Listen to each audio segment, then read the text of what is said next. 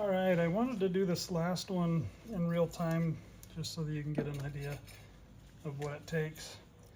I have clamped the rotor down very lightly. I don't want to warp the rotor before it's ever even used, but just to keep the workpiece from moving, and the rubber is mainly holding it, so there's not a whole lot of pressure or tension on it. But sometimes finding the holes in these bolts, especially with my eyes that are not as young as they once were, can be a little tricky. But once you find it, grab one end with the pliers and then just feed it through. And I've got more here than I need of this wire, but it's just easier to work with. It's a little bit longer. All right, so those are about the same length. Then what you're going to do is, in the direction of a tightening rotation, or clockwise,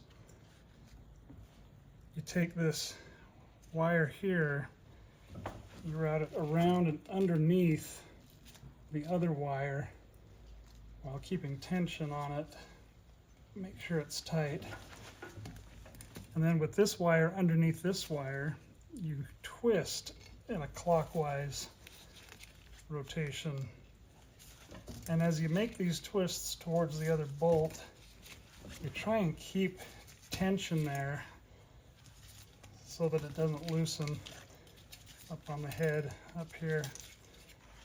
They do make pliers for this that just twist the wire, but I mean, if I did it more often, or was in the trade, or still back working on aircraft, then I would probably invest in some, but I actually do not have any right now. And even when I was working on aircraft, I kind of prefer to do it by hand.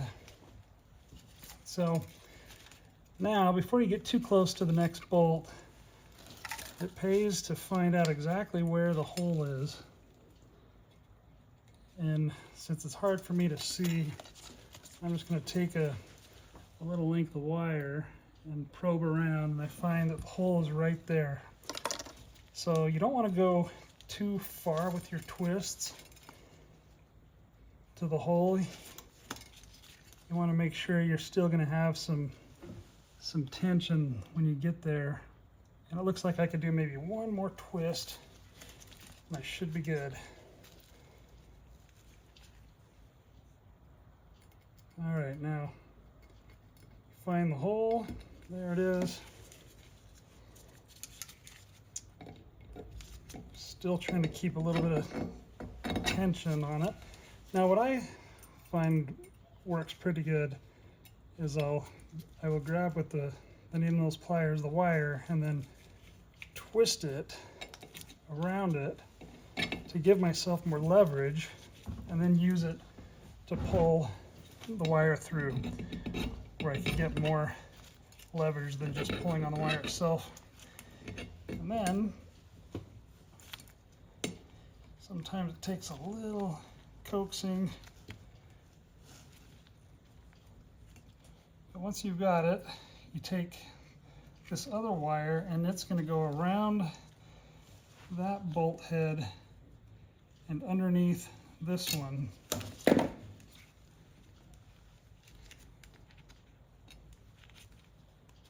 Like that. And now I am twisting counterclockwise to finish it off, with that single wire that goes around the head being underneath the wire that went through the bolt head.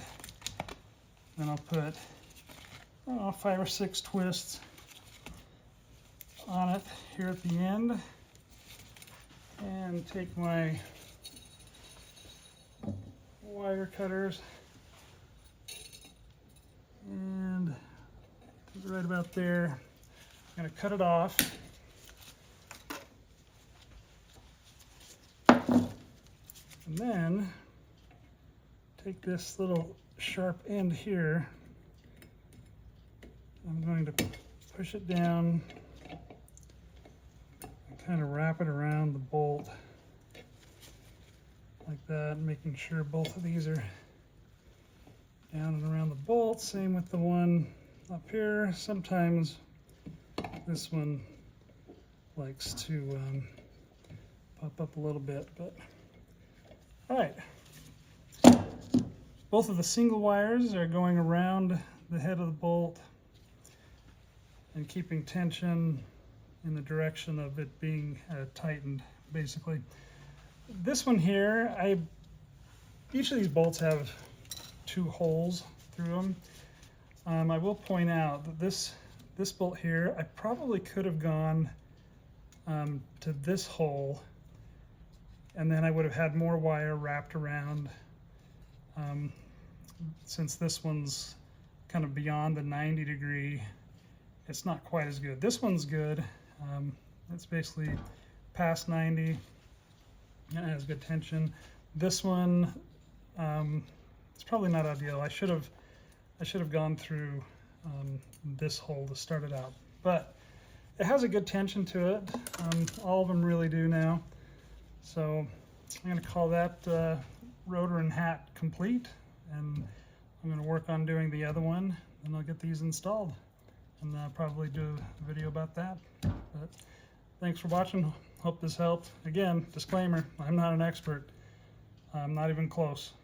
There's a lot of guys that have much more experience and can do a much more professional job, but I believe this will work.